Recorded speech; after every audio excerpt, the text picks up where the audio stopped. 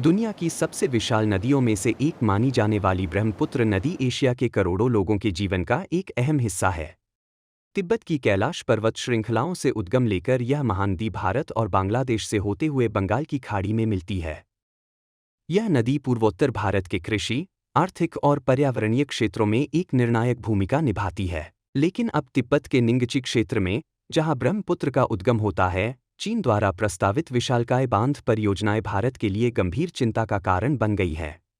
इन बांधों के कारण ब्रह्मपुत्र के प्राकृतिक प्रवाह में रुकावट आने की आशंका है, जिससे नदी के निचले हिस्सों, यानी भारत और बांग्लादेश की जल सुरक्षा और पारिस्थितिक संतुलन पर प्रतिकूल प्रभाव पड़ सकता है। इसी पृष्ठभूमि में यह नया वीडियो चीन द्वारा संभावित जलबम के रूप में ब्रह्मपुत्र का उपयोग विषय पर केंद्रित है।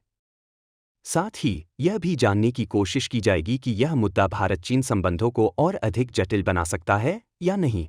आइए इस विषय के गहरे पहलुओं को और नज़दीक से समझें।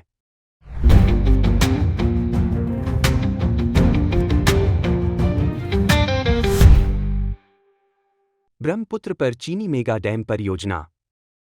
तिब्बत में यालुंग सांगपो के नाम से जानी जाने वाली ब्रह्मपुत्र नदी पर चीन ने 2000 के दशक की शुरुआत से ही कई जल विद्युत परियोजनाएं और बांध योजनाएं तैयार की हैं और उनका निर्माण भी किया है। इन सभी में से सबसे नई और भारत के लिए सबसे अधिक चिंता का विषय बनने वाली योजना है न्यामचा-बरवा पर्वत श्रृंखला के पास प्रस्तावित विशाल डैम प्रोजेक्ट, जिसे चीन की सरकार निर्माण के लिए आगे बढ़ा रही है। यह परियोजना इतनी बड़ी है कि मीडिया रिपोर्ट्स के अनुसार चीन का थ्री गॉर्जेस डैम, जो इस समय दुनिया का सबसे बड़ा बांध है, उसकी तुलना में यह प्रस्तावित डैम 3 गुना अधिक विद्युत उत्पादन की क्षमता रखता है। अनुमानों के अनुसार इस डैम से प्रति वर्ष 300 बिलियन किलोवाट घंटा बिजली का उत्पादन किया जा सकता है।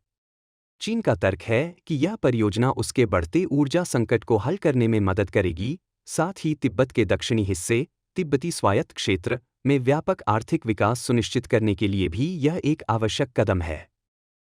इस डैम का निर्माण यालुंग सांगपो नदी के उस हिस्से में प्रस्तावित है जिसे ग्रैंड कैन्यन कहा जाता है। यह दुनिया की सबसे गहरी घाटियों में से एक मानी जाती है।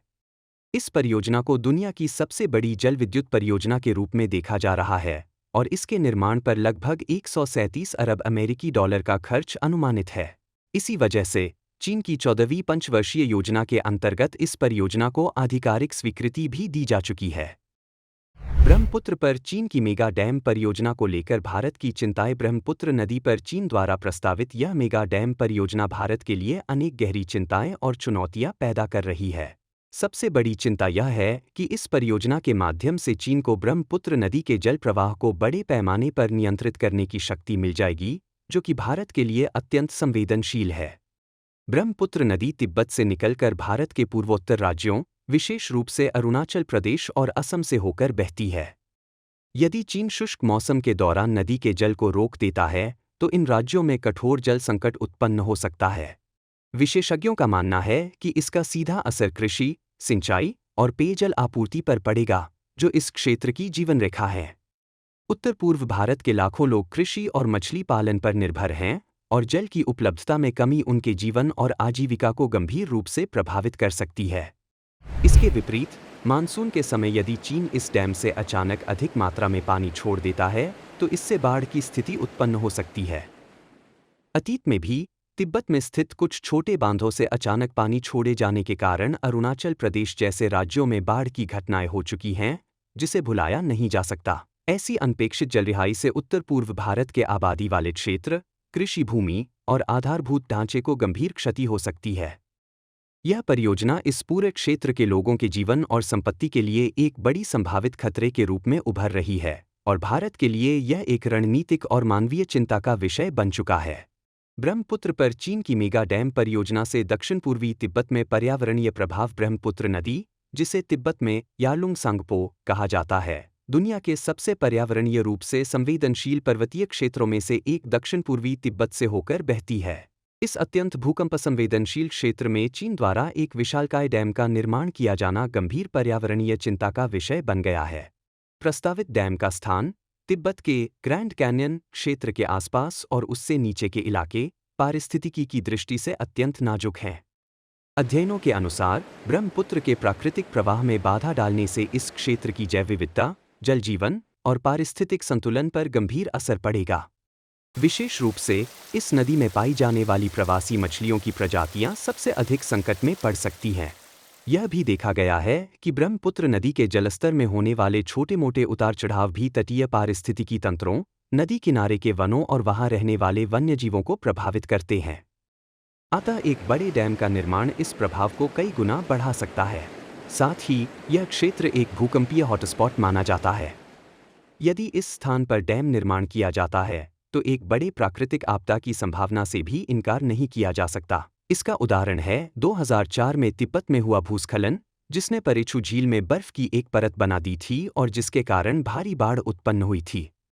इसके अलावा जब ब्रह्मपुत्र नदी के प्रवाह को बाधित किया जाएगा तो नदी के साथ बहकर नीचे आने वाली गाद, पोषक तत्व और अवशेष भी डैम में रुक जाएंगे। इससे नदी के प्राकृतिक पारिस्थितिकी तंत्र को भारी नुकसान पहुंचेगा।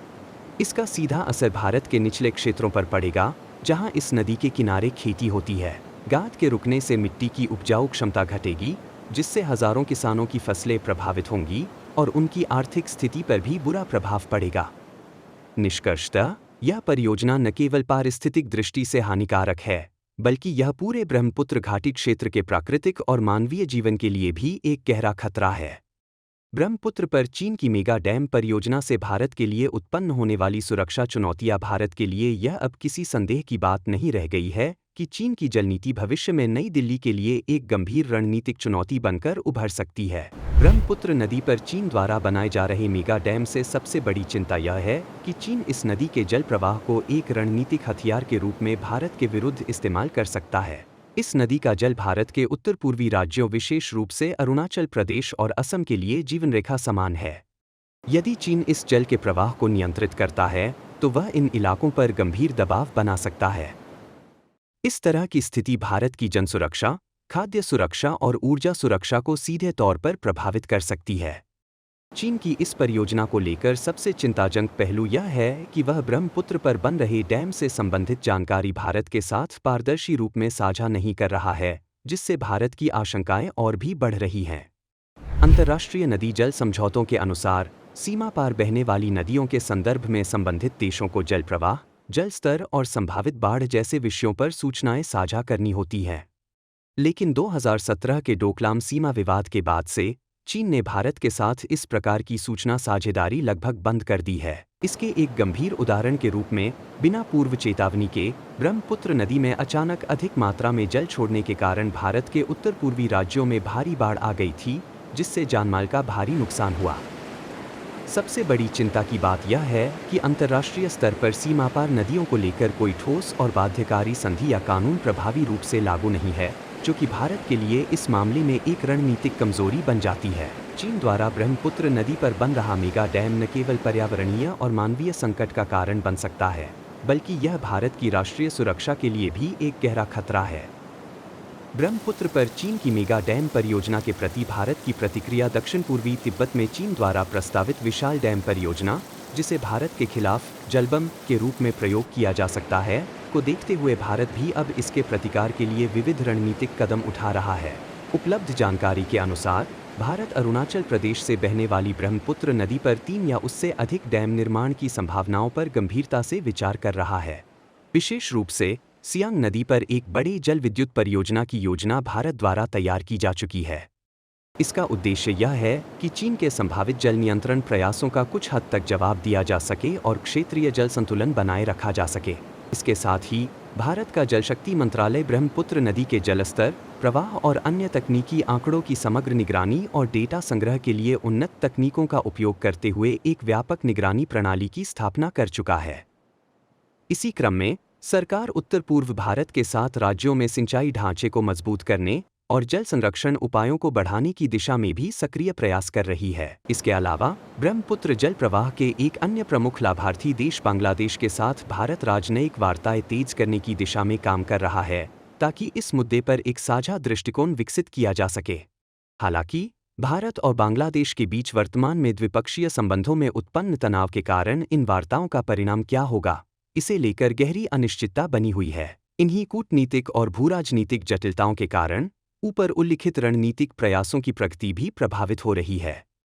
चीन चीन द्वारा ब्रह्मपुत्र नदी पर प्रस्तावित यह विशालकाय डैम परियोजना भारत और बांग्लादेश की जल सुरक्षा और पारिस्थितिक संतुलन को गंभीर रूप से प्रभावित करने की क्षमता रखती है।